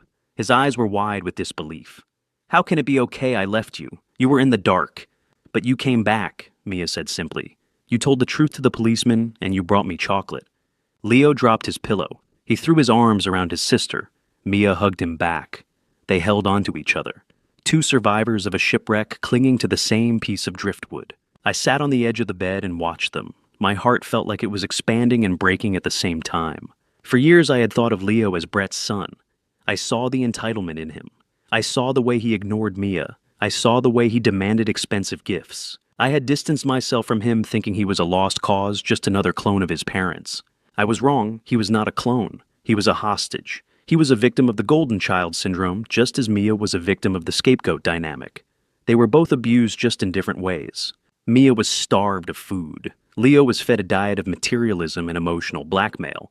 I realized then that my mission had changed. When I boarded this ship, I came to rescue Mia. I came to take her away and leave Brett and Courtney to rot in their own mess. I thought I would leave Leo with them. I thought he belonged to their world. But looking at him now, crying in his sister's arms, I knew I could not leave him. If I left him, he would be destroyed. Courtney would punish him for this betrayal for the rest of his life. She would crush his spirit until he became just like Brett, a spineless man ruled by fear. I could not let that happen. I stood up and walked to the small bathroom. I wet a washcloth with cold water. I came back and knelt beside them. Wipe your face, son. I handed the cloth to Leo. He took it and wiped his eyes. He looked at me with a mixture of fear and hope. Are you going to send me back there, Grandpa? He asked. To their room. No, I said. But Mom said I have to. She said she is calling the lawyer. Let her call, I said. Let her call the Pope for all I care. You are not going back to that room. You are staying here with me and Mia. But where will I sleep? Leo looked around the tiny cabin. There is only one bed. I smiled. It was the first genuine smile I had felt in days. Have you ever built a bunker, soldier? Leo shook his head. Well, you are about to learn. I stood up, grabbed the pillows. Mia grabbed the blankets. We moved the furniture. We pulled the mattress off the frame and put it on the floor. We took the cushions from the armchair. We built a fortress of pillows and sheets right there in the center of the room. It was not a luxury suite. It was not the icon of the sea's royal loft. It was a pile of bedding on the floor of a guest cabin. But as the three of us crawled into it, huddled together under the duvet, it felt like the safest place on earth. Grandpa, Leo whispered in the dark. Yes, Leo. Are you going to take us home? I am, I said. Both of us, he asked. I reached out in the darkness and found his hand. I found Mia's hand with my other one. I squeezed them both. Listen to me, I said, my voice fierce and low in the quiet room. I am not just your grandfather anymore. I am your guardian, and I do not care what lawyers your parents hire. I do not care how much money it costs. I am going to fight for both of you. You are a package deal now, Team Hawthorne, and no one gets left behind, not ever again. Promise, Mia whispered. I promise, I said. I lay there listening to their breathing slow down as they drifted off to sleep. They were exhausted, but I was wide awake. My mind was already back in logistics mode, planning the next phase of the operation. Getting off the ship was the easy part. The hard part would be the court battle. Brett would fight for Leo, not because he loved him, but because Leo was an asset. Leo was the heir. Leo was the proof that they were a normal family. Losing Mia was an embarrassment, but losing Leo would be an ego death for Brett. He would fight dirty. He would use every trick, every lie, every ounce of leverage he had. But he didn't know what I had. He didn't know about the trust fund documents I had kept from 20 years ago. He didn't know about the clauses in the deed to his house. He didn't know that I had spent my career preparing for worst-case scenarios. I looked at the ceiling of the cabin. Sleep well, kids, I thought.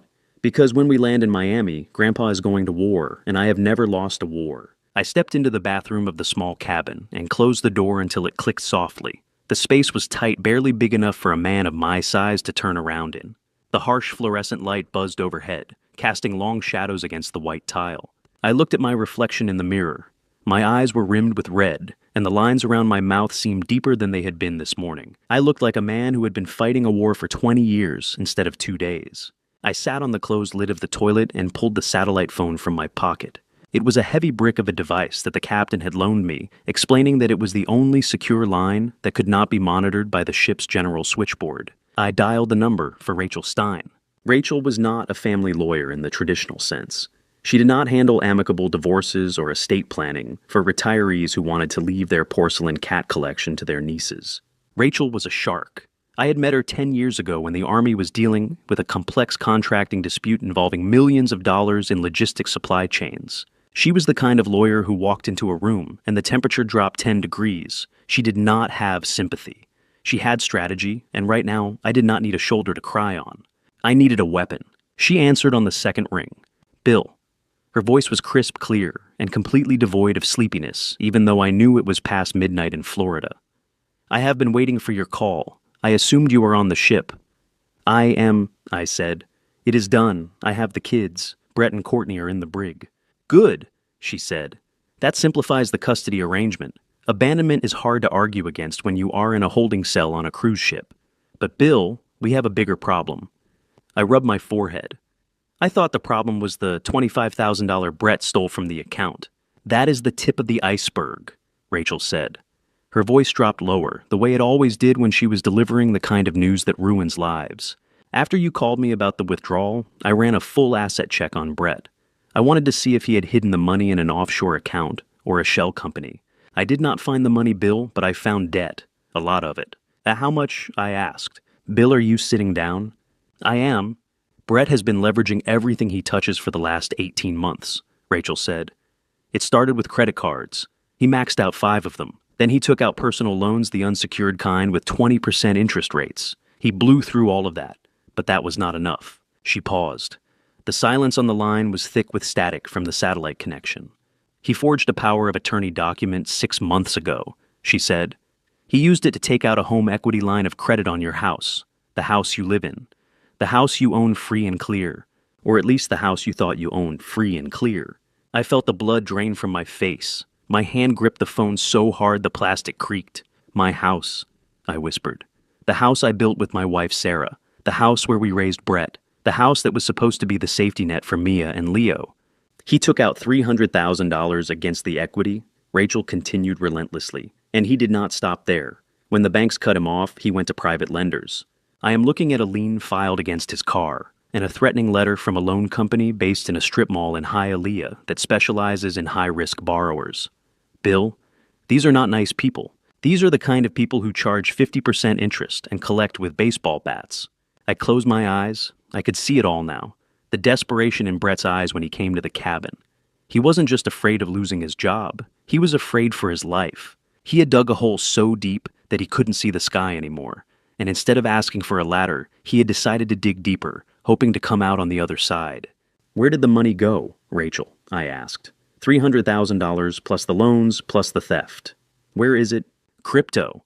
She said the word with the same disdain she would use for a contagious disease. He bought into a speculative coin scheme that crashed last month. He lost 80% of it in 48 hours. He was trying to win it back. That is why he stole the $25,000 from you. It wasn't just for the cruise. He was gambling on the market from his phone, trying to hit a jackpot to pay off the sharks before you found out. I felt a wave of nausea. It was the sickness of realization.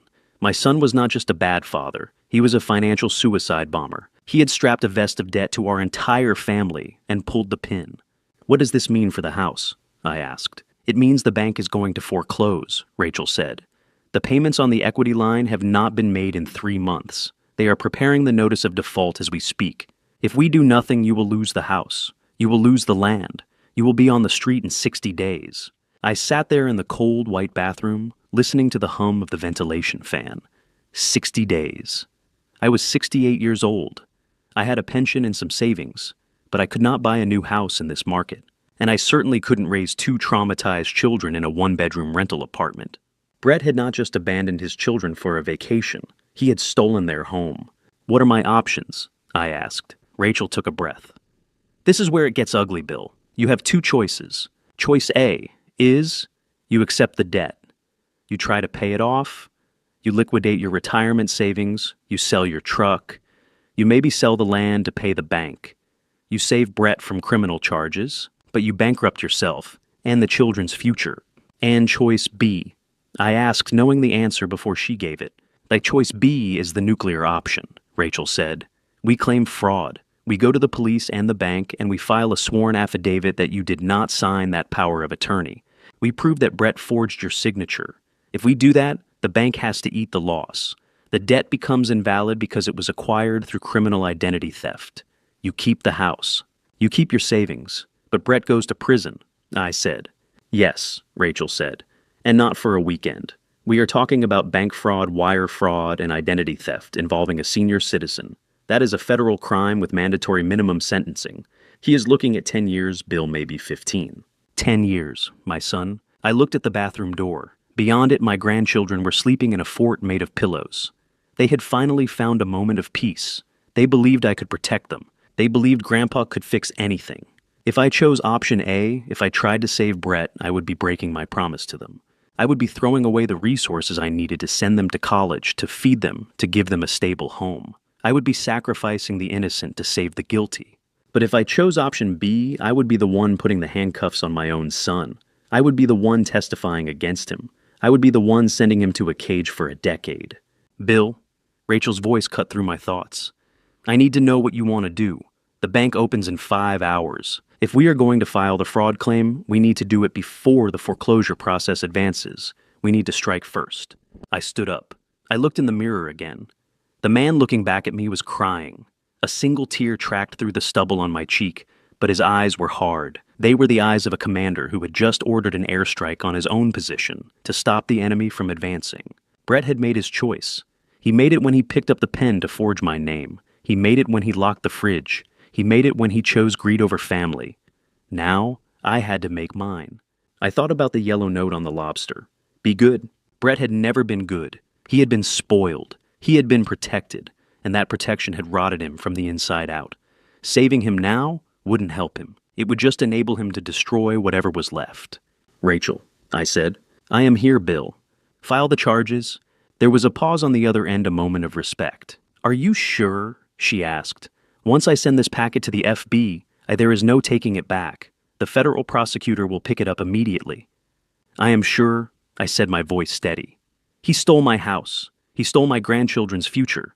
He is not my son anymore, Rachel. He is a liability. Cut him loose. Understood, Rachel said. I will have the papers ready for you to sign when you dock in Miami. I will meet you at the pier with the agents. One more thing, I said. Yes, the loan sharks, the ones in Hialeah. I will handle them, Rachel said, and I could practically hear her smiling. I will send a cease and desist letter attached to the federal fraud filing. Once they know the FBI is involved and that the debt is tied to a criminal investigation, they will scatter like cockroaches. They do not want federal heat. They will write off the debt and disappear. Thank you, Rachel. Get some sleep, Bill. You have a war to fight tomorrow. I hung up the phone. I sat there for another minute just breathing. I felt lighter. The decision was terrible, but it was right. It was the surgical removal of a tumor. I washed my face with cold water. I dried my hands. I unlocked the bathroom door and stepped back into the cabin. The room was dark and quiet. I walked over to the pillow fort. Mia was sleeping with her thumb near her mouth, holding on to Leo's sleeve. Leo was snoring softly, his face relaxed and young, again free from the stress of his mother's expectations. I lay down on the floor next to them. I didn't have a pillow, but I didn't care. I put my arm over them, creating a physical shield. Brett was going to lose everything. He was going to lose his freedom, his reputation, and his family. He would spend the next 10 years in a concrete box, wondering where it all went wrong. But this house, this family, the three of us lying on this floor, we were going to be okay. We were going to keep the house. We were going to plant a garden. We were going to bake cookies that didn't cost money. I closed my eyes. The ship rocked gently, carrying us toward the dawn. I was ready. I was the firewall, and nothing was ever going to burn these children again. The return journey to Miami was a blur of gray water and heavy silence. The icon of the seas, which had seemed like a floating paradise 2 days ago, now felt like a massive cage. When the thrusters finally fired to push the behemoth into its berth at the port of Miami, the vibration rattled the teeth in my skull. It was the sound of reality crashing back into our lives. I stood on the lower gangway deck holding Mia and Leo's hands. We were not disembarking with the other passengers. We were not part of the happy sunburned herd dragging their duty-free liquor and souvenirs toward customs.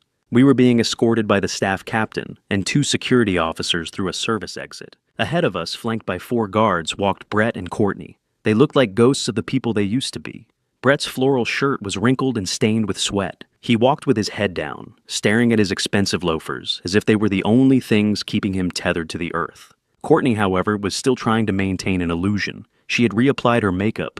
She had brushed her hair. She walked with her chin up, looking straight ahead, refusing to acknowledge the guards holding her arms. She was marching toward her doom, with the arrogance of someone who still believed she could speak to a manager and have the charges removed. We stepped off the metal ramp and onto the concrete of the pier. The heat of Florida hit us instantly. It was humid, sticky, and smelled of diesel fuel and ocean salt. But unlike the heat in Nassau, which felt like a vacation, this heat felt like an interrogation room. Waiting for us at the bottom of the ramp were not taxi drivers or tour guides. There were 3 black SUVs with government plates. Standing beside them were 4 officers in tactical vests, with FBI printed in bold yellow letters on their backs, and 2 uniformed Miami-Dade police officers. And standing right in front of them, looking like a statue carved from ice and granite, was Rachel Stein, my lawyer. She held a thick manila folder in her hands. She didn't smile when she saw me. She simply nodded a sharp professional acknowledgement that the package had been delivered. The ship's security team stopped at the bottom of the ramp. They handed paperwork to the lead FBI agent, a tall man with sunglasses and a jawline that looked like it could chew through steel. Brett stopped walking. He looked at the cars. He looked at the guns on the officers' hips.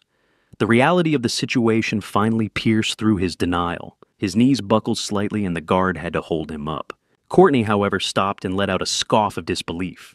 "Is this necessary?" she demanded, her voice shrill and loud, echoing off the metal hull of the ship.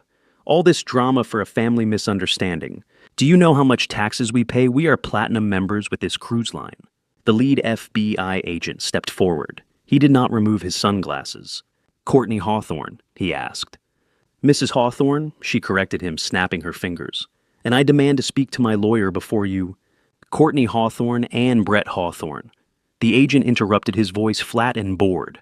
"You are under arrest for federal bank fraud, wire fraud, aggravated identity theft, and child endangerment across state lines." He gestured to the uniformed officers. "Cuff them." "No!" Courtney shrieked. She pulled her arm away from the ship's security guard, only to have it grabbed instantly by a police officer. "You cannot touch me.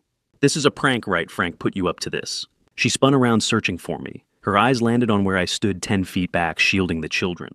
"Bill, tell them," she screamed. "Tell them you are senile. Tell them you forgot you signed the papers. Stop this right now. It is not funny anymore." I looked at her.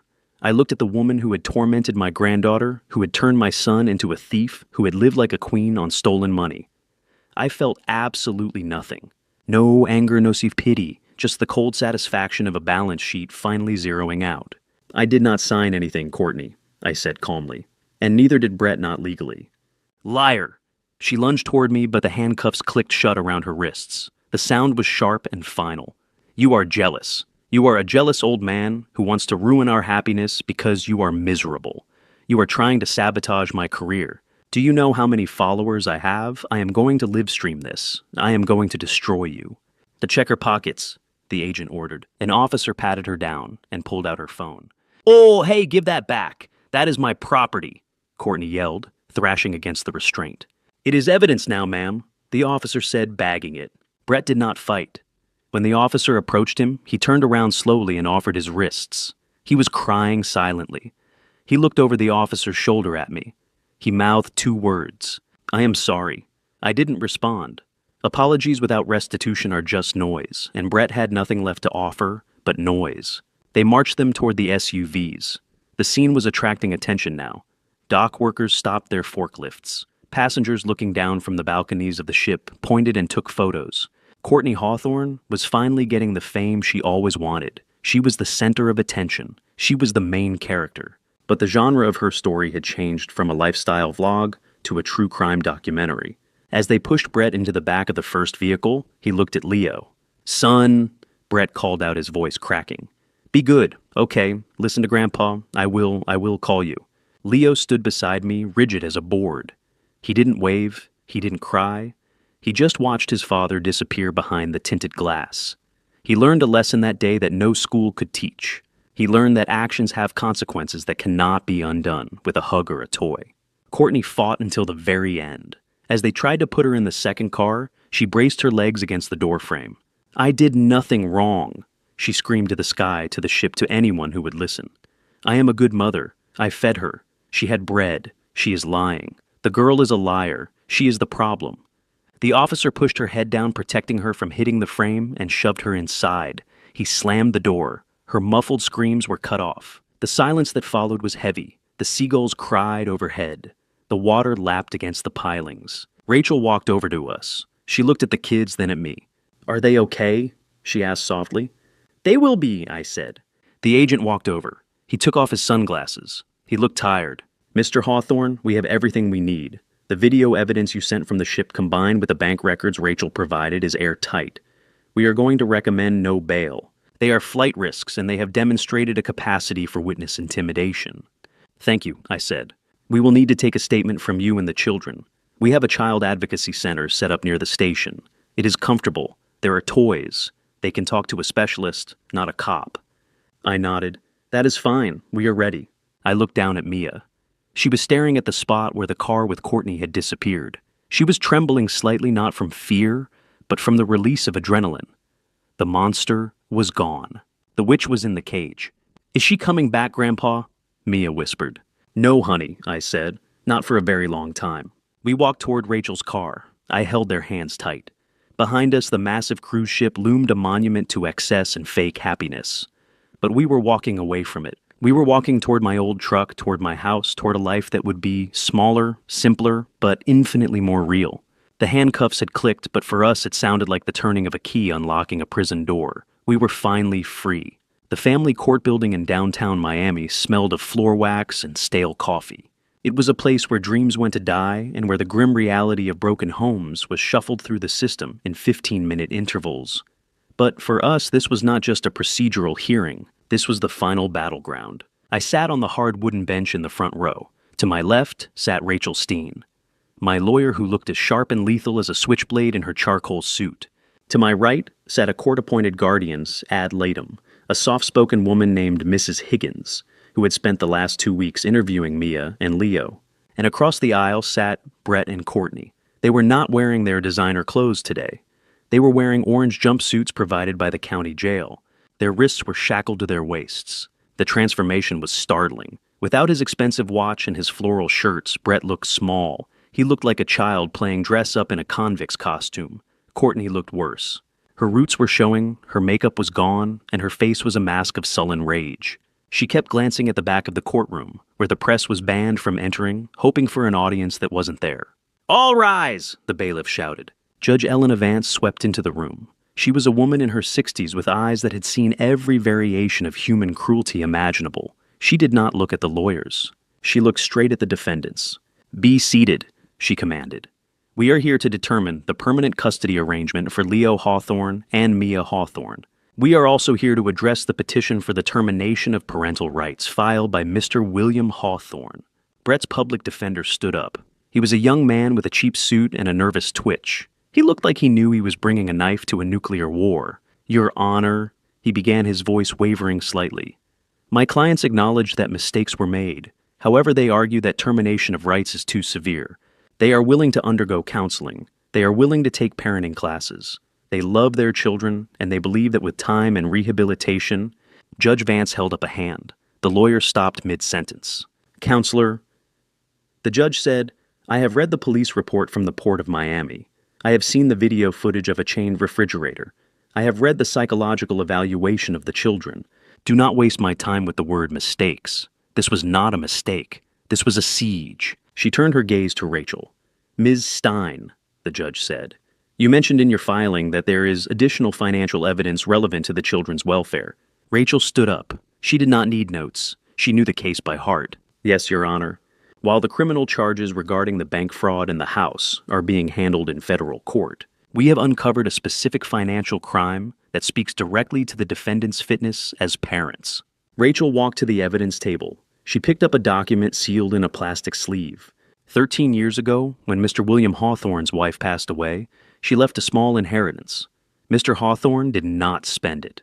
He placed it into a protected trust fund specifically designated for the future education of his grandchildren. When Mia was adopted, he added her name to the trust, ensuring she would have the same opportunities as Leo.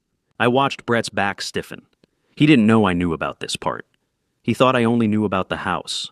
Rachel continued. The trust was set up so that withdrawals could only be made for educational or medical emergencies and required the signature of the trustee. That trustee is William Hawthorne. She handed the document to the bailiff, who passed it to the judge. 2 days before the defendants embarked on their cruise, Rachel said, "A withdrawal was made from this trust in the amount of $25,000. The stated reason on the bank form was emergency medical surgery for Mia Hawthorne. The courtroom went silent. Even the air conditioning seemed to stop humming. "Emergency surgery," the judge repeated, looking at the paper. Rachel nodded. "There was no surgery, Your Honor. Mia was healthy. The money was withdrawn in cash. We traced the serial numbers of the bills used to pay for the upgrade to the Royal Loft Suite on the Icon of the Seas." Rachel paused, letting the weight of that sink in. "They did not just leave Mia behind, Your Honor. They stole her college fund to pay for the vacation they excluded her from. They used her own future to fund her abandonment." I looked at Courtney for the first time. She looked down.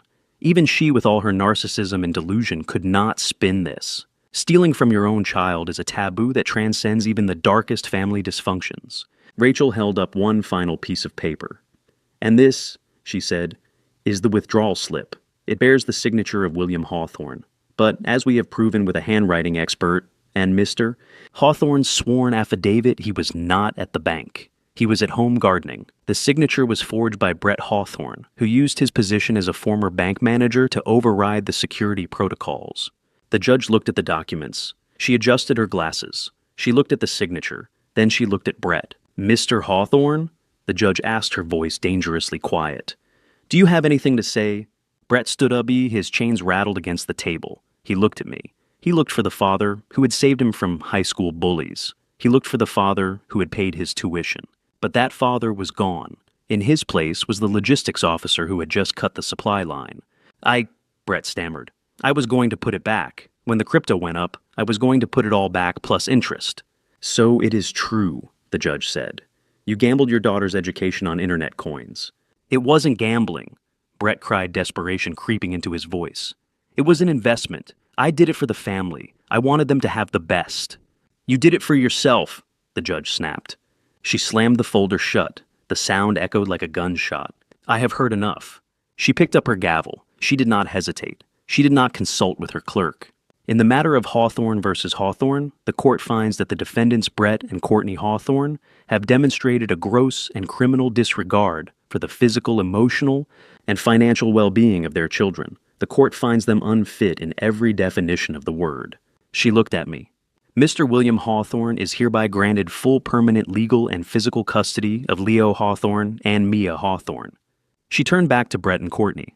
"Well, furthermore," the judge continued, "I am granting the petition to terminate parental rights. You have forfeited the privilege of being parents. You will have no contact with these children until they are 18, and only then if they choose to find you, which, given what I have seen today, I highly doubt they will." "No!" Courtney screamed. She jumped up, knocking her chair over. "You cannot do this. They are my babies. I built my brand around them. You are ruining my image." "I'll bailiff remove them," the judge ordered without looking up. 2 deputies moved in. They grabbed Courtney by the arms. She was thrashing, screaming about her rights, screaming about her followers, screaming that it was all a conspiracy. Brett did not fight. He slumped in the arms of the officers, his legs dragging on the floor, a dead weight of shame and regret. I watched them go. I watched the heavy oak doors swing shut behind them. The silence that followed was not empty. It was full. It was full of relief. It was full of the promise of safety. The judge looked at me, her face softened. "Mr. Hawthorne," she said, "good luck. You have a lot of work ahead of you. Raising children at your age is not easy." I stood up. I buttoned my jacket. I felt stronger than I had in years. "I have done hard things before, Your Honor," I said. "This is not hard. This is necessary."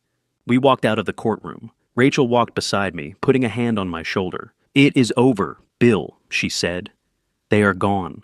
The federal trial for the fraud starts next month, but they will not be coming home. The house is safe. The kids are safe." I nodded. I walked to the window at the end of the hallway. I looked down at the street. I saw the transport van waiting to take Brett and Courtney back to jail.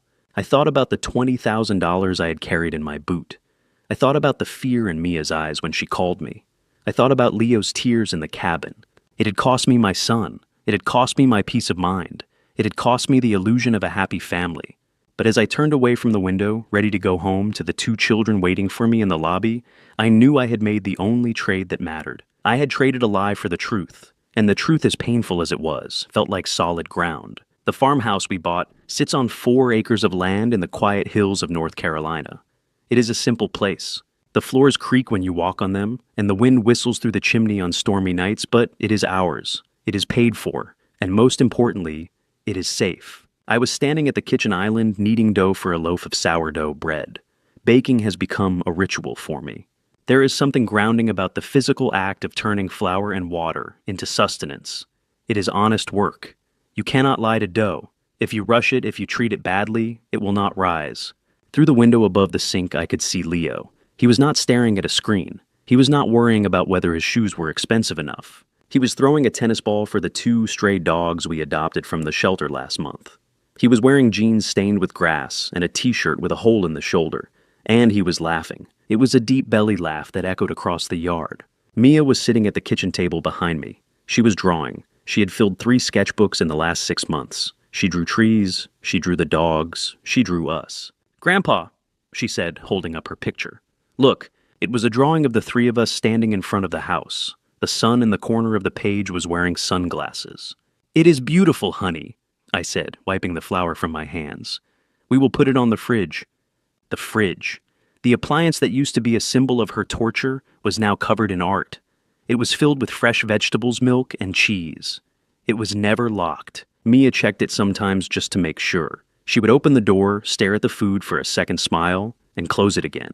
It was her way of grounding herself. The crunch of gravel on the driveway announced the arrival of the mail carrier. I walked out to the mailbox at the end of the lane. The air was crisp, carrying the scent of pine and damp earth. I waved to the mailman, who waved back. He didn't know who I was. He didn't know I was the man from the viral video on the cruise ship. To him, I was just Bill, the old guy who bought the Miller place. I sorted through the mail as I walked back. Electric Bill Seed catalog, a coupon for tractor supplies, and then I stopped. The last envelope was plain white. The return address was stamped in red ink. Federal Correctional Institution, low security. The name on the corner was Brett Hawthorne. I stood there in the middle of the driveway. The sun felt warm on my shoulders, but the envelope felt cold in my hands. I had not heard from him in 6 months. Rachel told me he had tried to call, but I had blocked the number. I had blocked the prison system from contacting the house phone. I had severed the line. But letters still find a way. I walked back into the house. I did not hide the letter. I placed it on the counter next to the rising dough. "What is that, Grandpa?" Leo asked, coming in through the back door, wiping his muddy boots on the mat. "It's just a bill I lied. A franc we do not have to pay." I waited until that evening. The kids were asleep. The house was quiet. I sat in the armchair by the stone fireplace where a fire was crackling softly, keeping the chill of the evening at bay. I picked up the letter. I used my pocket knife to slit it open. I pulled out the single sheet of lined yellow paper. The handwriting was messy, desperate. "Dear Dad," it began. I scanned the words. It was exactly what I expected. There was no remorse. There was no inquiry about how Leo was doing in school, or if Mia was happy. It was a litany of complaints. The food is terrible. The guards are mean. Courtney is filing for divorce and trying to pin everything on me. I need money for the commissary. I need you to appeal the case. I found God, Dad, and he told me you would forgive me.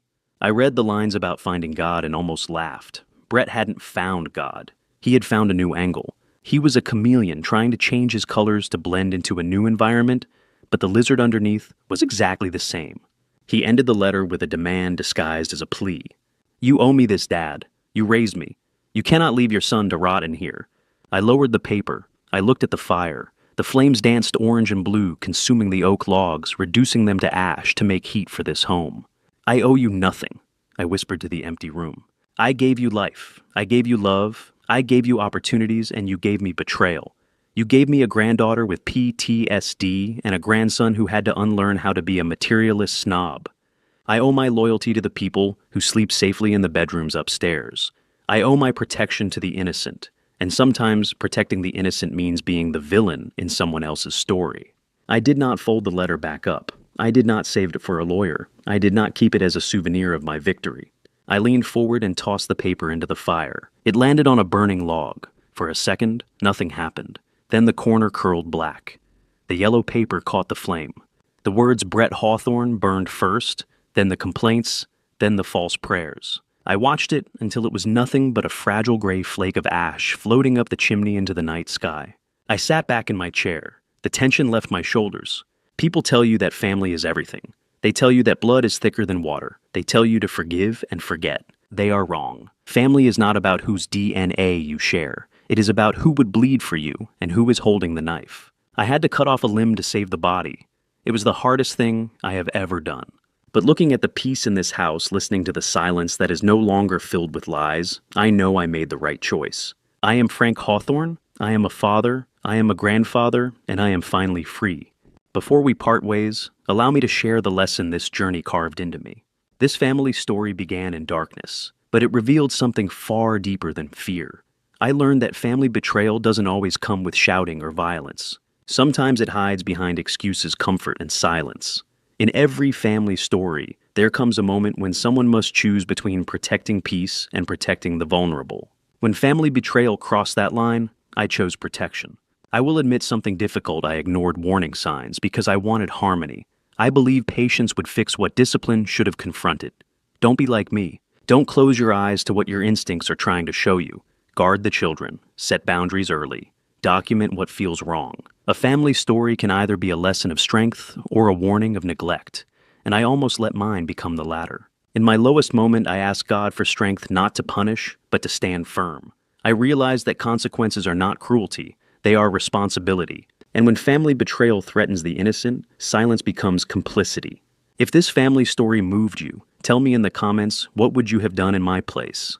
Share your thoughts, and if this message resonates, consider subscribing and sharing it with someone who may need it. Thank you for staying until the very end. And one gentle reminder, upcoming stories may include dramatized elements crafted for reflection and educational purposes. If that's not for you, feel free to explore other content that better aligns with what you prefer.